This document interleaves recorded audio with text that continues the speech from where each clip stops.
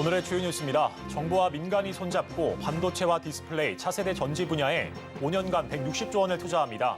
이 분야에 초격차 기술을 확보하겠다는 목표입니다. 제2금융권의 PF 대출 부실 우려가 커지고 있습니다. 저축은행권에서는 연말 파산 가능성까지 나오는 등 심각성이 고조되는 상황입니다. 현대차가 작년에 이어 올해도 세계 올해의 자동차, 세계 올해의 전기차, 세계 올해의 자동차 디자인 3관왕에 올랐습니다. 정부가 전세 사기 피해자를 위한 대책 마련에 나섭니다. 전세 사기 피해로 살던 집을 낙찰받은 경우 청약시 무주택자로 인정하기로 했습니다.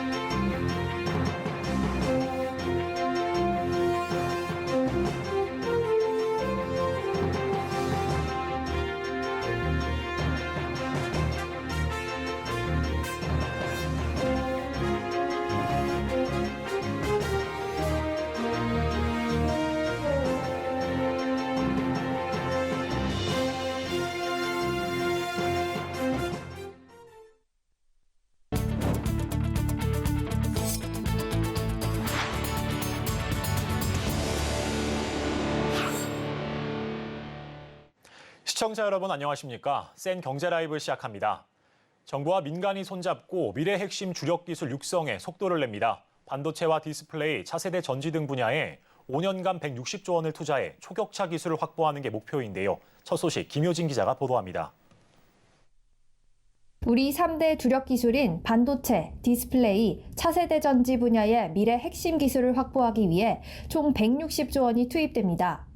정부는 오늘 비상경제장관회의에서 이 같은 내용을 담은 3대 주력 기술 초격차 R&D 전략을 내놨습니다.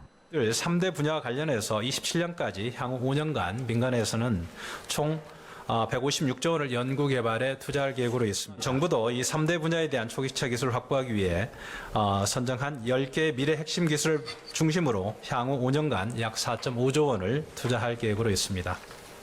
과학기술정보통신부는 산학연 전문가들과 총 100개의 핵심 기술을 선정해 중점 지원합니다. 반도체 소자, 설계, 공정 분야 45개, 디스플레이 분야, 초실감, 차세대 프리폼, 융복합 기술의 28개, 차세대 전지인 2차 전지, 수소 연료 전지, 원자력 전지를 뜻하는 동위 원소 전지 분야에 27개 기술을 선정합니다. 올해 안에 범부처 차원 3대 기술 분야 민관 연구협의체를 구성하고 이를 통해 그동안 기초 원천, 응용 개발, 상용화 단계로 나눠 분절적으로 지원되던 R&D 사업을 하나로 잇겠다는 계획입니다. 앞으로는 전 분야 R&D의 민간 협의체 구성을 확대한다는 보관입니다. 여기에 연구자가 보다 자유롭게 반도체 관련 새로운 물질과 구조 기반 시제품을 제작할 수 있는 연구자 중심의 오픈팹 구축을 추진하고 나노종합기술원과 한국나노기술원 등 기존 팹 간 역할을 명확히 분담하되 연계를 강화하기로 했습니다. 서울경제TV 김유진입니다. 삼성전자의 실적 발표가 하루 앞으로 다가왔습니다. 반도체 시장 불황으로 삼성전자와 SK하이닉스 모두 어닝 쇼크를 기록할 것으로 전망되는데요. 그럼에도 증권가에선 하반기 반도체주의 반등이 기대된다는 입장입니다. 최민정 기자입니다. 반도체 불황에 삼성전자와 SK하이닉스가 올해 1분기 부진한 성적표를 받을 예정입니다. 삼성전자는 내일 실적을 공개하고 SK하이닉스는 이번 달 말 실적 발표를 앞두고 있습니다. 어닝 쇼크에도 증권가에선 두 기업에 대해 장밋빛 전망을 내놓고 있습니다. 하반기부터 고객사의 재고 건전화와 메모리 반도체 업체들의 공급 축소 효과가 반영되며 점진적인 수급 개선이 될 것이란 전망입니다. 특히 삼성전자에 대한 외국인의 러브콜이 이어지고 있습니다. 삼성전자의 외국인 보유 비중은 51.09%를 기록하며 약 1년 만에 최고치를 기록했습니다. 이는 연초와 비교해 1.42%포인트 증가한 수치입니다. 증권사들도 삼성전자의 목표 주가를 높여 잡고 있습니다. 공매도 폭탄을 맞은 SK 하이닉스에 대해서도 긍정적으로 평가합니다. 지난 4일 SK 하이닉스는 운영 자금을 조달하기 위해 2조 2천억 원 규모의 해외 교환 사채를 발행하며 1,000만 주가 넘는 공매도가 몰린 바 있습니다. 업황을 보통 이제 3에서 9개월 정도 선행을 하고요. 1분기를 저점으로 점진적인 실적 개선을 예상하고 있기 때문에 지금 주가의 바닥은 이미 지났다라고 생각을 하고 있고, 올해 하반기의 주가는 이제 24년을 바라보고 있을 것이라고 보고 있습니다. 그래서 이제 지금부터 반도체 업체들의 주가는 계속 좀 우상향할 걸로 생각하고 있습니다. 1분기 실적 발표를 계기로 반도체 대장주들의 반등이 시작될 수 있을지 투자자들의 관심이 모아집니다. 서울경제TV 최민정입니다. 제2금융권의 프로젝트 파이낸싱 PF 대출 부실 우려가 사그라들지 않고 있습니다. 이복현 금융감독원장은 올해 들어 벌써 4차례나 이에 대해 경고했는데요. 특히 PF 부실 우려가 높은 저축은행권에서는 연말 파산 가능성까지 나오면서 고객 이탈 우려 등 이중고를 겪고 있습니다. 김미영 기자입니다. 지난해 9월 말 이금융권의 부동산 PF 대출 위험 노출액은 115조 원, 사상 최대 수준입니다. 특히 저축은행이 심상치 않은데 고위험 사업장에 내준 대출 비중이 30%에 달합니다. 업권 중 가장 높습니다. 올해 들어 미분양 급증 등 사업장 환경이 더 나빠진 걸 고려하면 현재 위험액은 더 커졌을 거란 추산이 나옵니다. 업계는 안정적으로 관리되는 중이라지만 각종 자산 건전성 지표를 보면 안심하긴 어렵습니다. 본 PF와 브릿지론의 부실 여신 비율, 연체율, 3개 모두 9개월 새 각각 2배 정도 오른 상황. 이복현 금감원장도 최근 PF 대출 연체율은 분명 높은 수준이라며 가볍게 보지 않는다는 발언들을 쏟아내고 있습니다. 고비는 하반기입니다.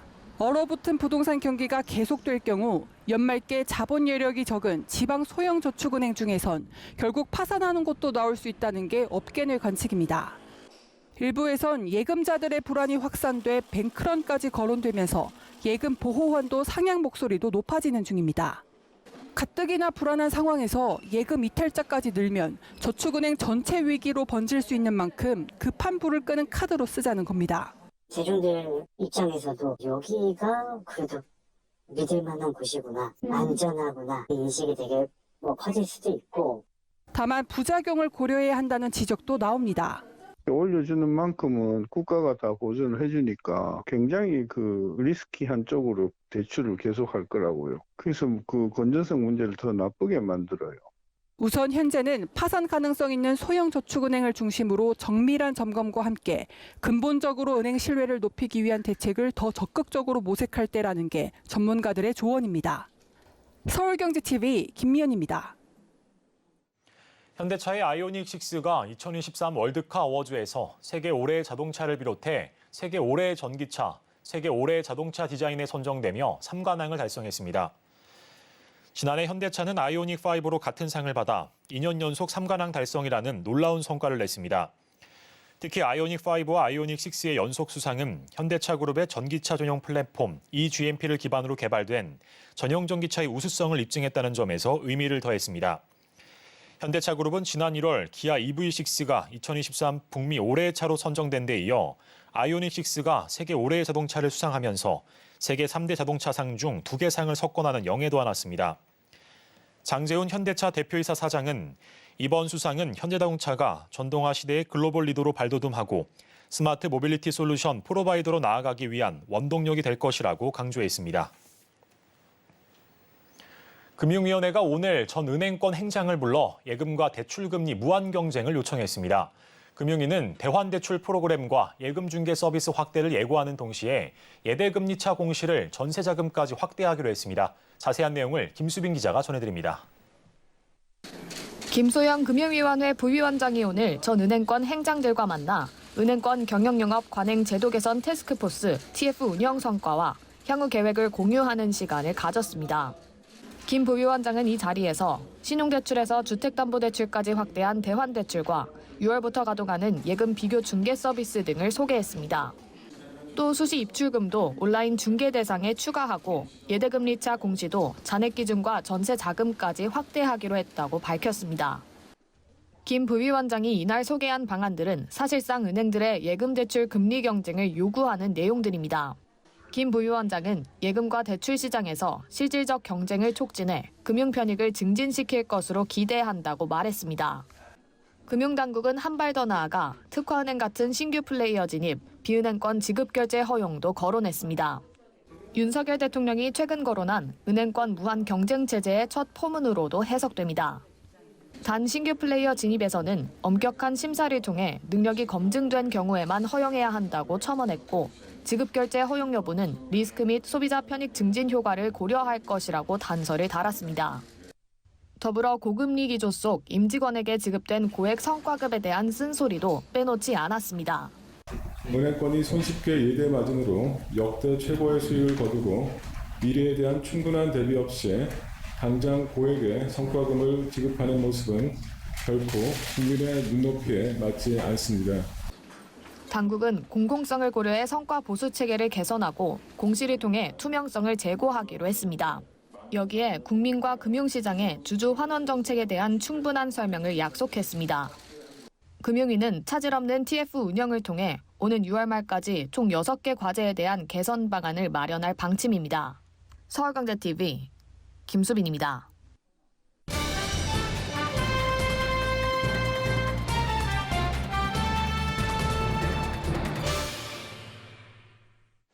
전세 사기를 당하면 당장 보증금을 잃지 않기 위해 울며 겨자 먹기로 거주 중인 주택을 낙찰받는 경우가 있습니다. 이 집을 소유한 유주택자지만 정부가 이런 경우 청약대 무주택자로 인정해주는 주택 공급 규칙 개정에 나섭니다.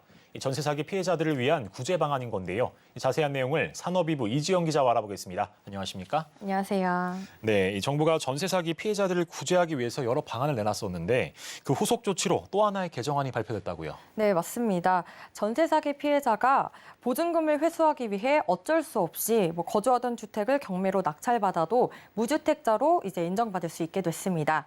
국토교통부는 이 같은 내용을 담은 주택 공급 규칙 개정안을 내일 입법 예고한다고 밝혔습니다. 이 개정안은 법제처 등의 심사를 거쳐서 다음 달 초에 시행될 예정입니다. 네, 그러면 개정안 내용 자세히 짚어주시죠. 네, 우선 무주택 인정 대상은 임차 보증금을 돌려받지 못해서 경매 또는 공매로 해당 거주주택을 낙찰받은 전세 사기 피해자입니다. 낙찰받은 임차주택의 전용 면적이 85제곱미터 이하여야 하고요. 또 공시가격은 수도권의 경우 3억 원, 그리고 지방의 경우에는 1억 5천만 원 이하여야 합니다. 지금까지는 전세 사기 피해자가 거주주택을 낙찰받으면 유주택자로 분류가 돼서 이제 청약을 할 때 무주택 기간에 따른 이제 가점을 받을 수가 없었고요. 특별 공급 신청도 할 수 없었습니다. 하지만 이 개정안대로라면 주택 청약을 할 때 무주택 기간 받을 수 있는 최대 가점인 32점까지 받을 수 있고요. 특별 공급도 신청할 수 있게 됐습니다. 또 주택 공급 규칙 시행 전에 주택을 낙찰받은 경우에도 소급 적용해서 무주택자로 인정하기로 했습니다. 예를 들어서 무주택으로 5년을 살다가 이제 낙찰받은 주택을 3년 보유하고 있다고 하더라도 이 8년을 모두 무주택 기간으로 보겠다는 겁니다. 또 낙찰주택을 처분한 경우에도 무주택으로 인정을 해주기로 했는데요. 무주택으로 5년을 살고 낙찰받은 주택을 3년간 가지고 있다가 처분한 뒤에 다시 2년을 산다고 하더라도 이 모든 기간을 이제 무주택 기간으로 인정해 줍니다. 국토부 관계자는 해당 개정안 시행 전에 임차주택을 낙찰받은 경우에도 무주택이 인정돼서 전세 사기 피해자를 폭넓게 구제할 수 있을 것으로 보인다고 말했습니다. 네, 핵심은 전세 사기 피해자가 무주택자로 인정받아야 하는 것 같은데요. 그럼 어떤 절차가 필요할까요? 네, 먼저 전세 사기 피해자는 이제 전세 계약서, 경매 또는 공매 낙찰 증빙 서류, 등기상 증명서 등의 자료를 청약을 신청한 후에 사업 주체에게 제출하면 됩니다. 다만 전세 사기 피해자가 공공임대주택에 신청할 때는 무주택 인정 대상에서 제외됩니다. 원희룡 국토부 장관은 이번 규칙 개정을 통해 그동안 불가피하게 주택을 낙찰받아온 피해자들에게 도움이 될 것으로 보인다며 앞으로도 전세 사기 피해자를 지원하는 방안을 잘 강구해 나가겠다고 말했습니다. 네, 전세 사기 피해자들이 이중 피해를 줄일 수 있게 된 것 같은데 그렇다면 그간 피해자를 구제하기 위한 방안들 또 예방 대책들은 어떤 것들이 있는지도 짚어주시죠. 네, 지난 3일부터 전세 사기 피해자 구제에 필요한 전세 피해 확인서를 전국에서 발급받을 수 있게 됐습니다. 이 확인서는 피해 임차인이 이사를 할 때 은행에서 연 1~2%대 저리 대출을 지원받기 위해 필요한 서류인데요. 기존에는 서울과 인천에 있는 전세 피해 지원센터에서만 가능했는데 앞으로는 이제 본인의 거주지 관할 광역시청, 도청에서도 신청할 수 있습니다. 또 세입자들은 임대차 계약을 체결한 직후부터 실제 입주하기 전까지 이제 집주인의 동의 없이 집주인의 미납, 이제 국세를 확인하는 것도 가능해졌습니다. 이 밖에도 국토부는 전세 사기 피해를 막기 위한 예방 조치로 오는 6월부터 임대사업자가 전세 보증금에 가입할 수 있도록 하는 민간 임대주택에 관한 특별법 개정안을 입법 예고한 상태고요. 또 지난 2월에는 적정 전세가와 매매값 정보 같은 거를 확인할 수 있는 안심 전세 앱을 출시하기도 했습니다. 네, 지금까지 주택 공급 규칙 개정안에 대해 산업이부 이지영 기자와 이야기 나눠봤습니다. 오늘 말씀 고맙습니다. 고맙습니다.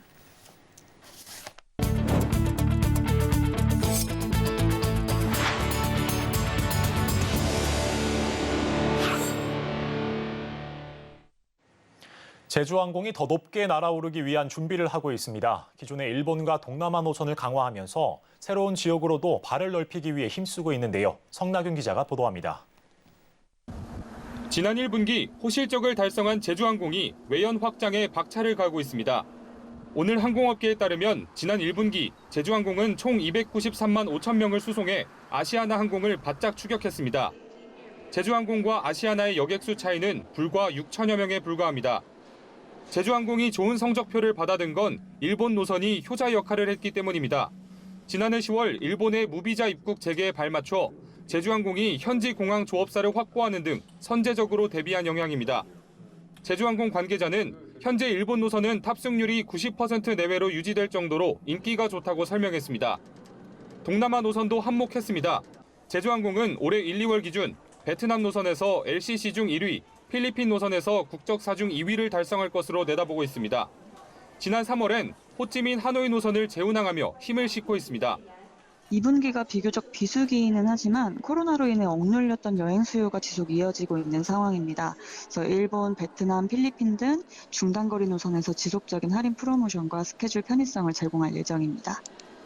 제주항공은 여기에 더해 이달 중 예정된 국제항공운수권 배분 심의에서 알짜 노선으로 불리는 인천 몽골 노선을 노리고 있습니다. 몽골 노선은 관광 수요뿐만 아니라 상용 수요도 높아 수익성이 좋다는 분석입니다. 앞으로도 제주항공은 몽골 수요 확보를 위해 노력하는 한편 제주 기점 국내선을 증편하는 등 내수 시장도 공략한다는 계획입니다. 서울경제TV 성나균입니다. CJ 대한통운은 오늘 주문한 상품을 내일까지 배송하는 서비스 내일 꼭 오네를 이달부터 시작합니다. 빠른 배송을 가능하게 만든 건 바로 첨단 물류센터인데요. CJ 대한통운의 자동화 기술이 적용된 군포 스마트 풀필먼트 센터에 서지은 기자가 다녀왔습니다. 대형 선반들이 정해진 노선 안에서 바쁘게 움직입니다. AGV 로봇이 겹겹이 쌓인 물류들을 분류하는 과정입니다. 이곳은 CJ 대한통운의 군포 풀필먼트 센터. 5층 규모의 풀필먼트 센터에선 2층 전체가 스마트층으로 운영되고 있습니다. 풀필먼트는 판매사들의 재고 관리, 포장, 출고, 배송 등 물류 전 과정을 수행하는 서비스를 말합니다. CJ 대한통운 군포 풀필먼트 센터의 핵심은 자동화입니다. 빅데이터를 이용한 상품 관리, 자동화 로봇 기술이 접목된 최첨단 물류 인프라를 기반으로 월 90만 건의 물량을 처리한 것은 물론 고객이 원하는 날짜, 시간, 맞춤 배송이 가능합니다. 일반 물류센터의 경우 작업자가 카트를 끌고 주문이 들어온 상품을 정해진 위치에 일일이 옮겨야 하며 포장부터 출고까지 모든 과정에 사람의 손길이 필요합니다. 하지만 스마트층에서는 작업자가 이동하면서 해야 하는 모든 일을 로봇을 통해 처리할 수 있습니다. 여기 보이는 것처럼 여러 자동화 기술이 적용된 첨단 물류센터는 빠른 배송의 핵심입니다. 이를 기반으로 CJ 대한통운은 통합 배송 서비스 오네를 출시했습니다.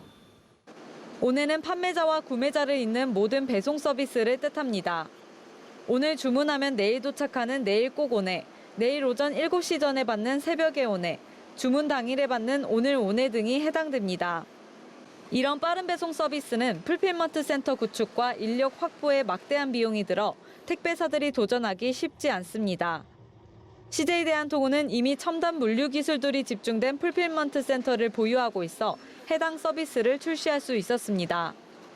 CJ 대한통운은 앞으로 구매자가 일요일에도 상품을 받아볼 수 있는 일요일 온에도 일부 지역 시작하면서 점차 온해 서비스 영역을 확대해 나갈 방침입니다. 서울경제TV 서지은입니다.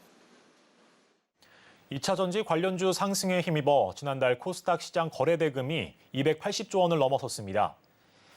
이는 지난해 10월보다 170% 이상 늘어난 수치입니다.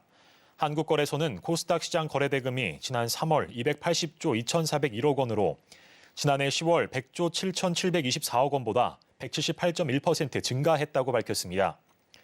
한때 5조 원대에 그치던 코스닥 하루 평균 거래대금도 지난달 12조 원을 넘어선 것으로 나타났습니다. 한편 올해 코스닥 시장 주도주는 2차 전지 관련주로 에코프로 BM, LNF, 에코프로 등의 거래가 두드러졌습니다. 경남 진주시는 LG 구인회, GS 허만종 회장 등 우리나라를 대표하는 1세대 창업주들이 나고 자란 곳입니다. 진주시는 이러한 K기업가 정신을 기르고 교육과 관광 자원으로도 활용하고 있는데요. 올해는 더 확대한다는 계획입니다. 보도에 이은상 기자입니다.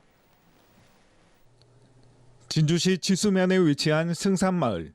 이곳은 사람 중심 경영과 책임을 강조한 이른바 K기업가 정신의 뿌리로 불립니다. GS, LG, 삼성, 효성 등 우리나라를 대표하는 1세대 창업주들이 나고 자란 곳이기 때문입니다. 재산은 개인의 것이 아니라 사회를 위해 잠시 보관하는 것이다. 항일 독립운동 단체에 자금 지원을 아끼지 않았던 진정한 부자, GS 창업주 허만정 선생의 가르침입니다. 이들이 공부했던 옛 지수 초등학교 부지에 이러한 K기업가 정신에 대해 배우고 체험할 수 있는 시설이 마련됐습니다. 진주시와 중소벤처기업진흥공단이 옛 지수 초등학교를 리모델링해 지난해 3월 K기업가 정신센터가 문을 열었는데 개관 1주년을 맞았습니다. 지난 4일 열린 개관 1주년 행사에서는 K기업가 정신을 주제로 토크 콘서트와 가상현실 공연 등이 진행됐습니다. 기업가 정신 교육센터가 완성이 된 것이 작년 3월 말입니다. 모셔서 교육을 한 인원이 벌써 2,000명이나 됩니다. 그리고 올해는 2,600명을 목표로 진주시는 이곳 센터를 K기업가 정신을 활용한 교육과 관광 자원으로 적극 활용한다는 계획입니다. 기업가 정신을 진주행 관광의 테마로 스토리텔링해 기업이라면 누구나 창업을 준비한 청년들도 반드시 찾는 그런 곳으로 발전시켜야 할 것입니다. 기업가 정신 수도로 도약하기 위한 진주시의 다양한 노력에 관심이 쏠리고 있습니다. 서울경제TV 영남 이은상입니다. 검찰과 금감원 자본시장 특별사법경찰이 SM 주식 시세조종 혐의로 카카오 엔터테인먼트 본사를 압수수색했습니다. 이영 중소벤처기업부 장관이 대한민국 지방시대를 목표로 지역 중소기업 중심의 혁신 생태계를 조성하겠다는 포부를 밝혔습니다.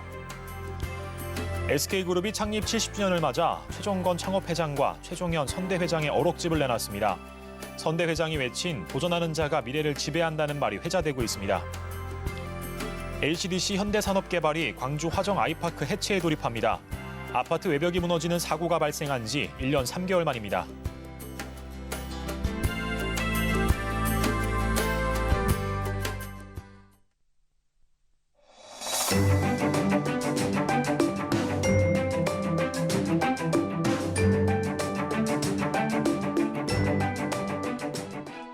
안녕하세요. K웨더 라이프스타일 예보 신지수입니다. 오늘 종일 날이 흐린데요. 저녁부터 내일 새벽까지 충청 이남에는 5에서 10mm의 비가 오겠습니다. 내일도 오후 한때 경기 북동부와 영서를 중심으로는 5mm 안팎의 비가 내리겠고요. 그 밖에 수도권과 충청 북부에도 빗방울이 떨어질 수 있겠습니다. 금요일인 내일 서울 아침 기온은 6도로 오늘보다 3도가량 낮겠습니다. 낮 기온도 13도에 그치며 쌀쌀하겠는데요. 주말인 모레는 기온이 더 떨어져서 서울 아침 기온 2도 예상됩니다. 큰 기온 변화에 감기 조심하셔야겠습니다. 다음은 자세한 내일 기온입니다. 중부지방 아침 기온 서울 6도, 세종 3도로 시작하겠습니다. 한낮에는 서울 13도, 세종 16도 예상됩니다. 동해안 지방 속초 9도, 강릉 10도로 출발해 한낮에는 17도에서 18도 선 보이겠습니다. 남부지방의 아침 기온은 광주와 대구가 7도로 시작하겠고요. 낮에는 광주 16도, 대구 18도 보이겠습니다. 바다의 물결은 서해와 동해상에서 최고 3.5m로 높게 일겠고요. 남해상도 최고 2.5m로 약간 높게 일겠습니다. 오늘 국에 먼지가 유입돼 내일도 서쪽을 중심으로 공기질 탁하겠습니다. 다음 주 화요일에는 전국에 비 소식이 있습니다. 날씨였습니다.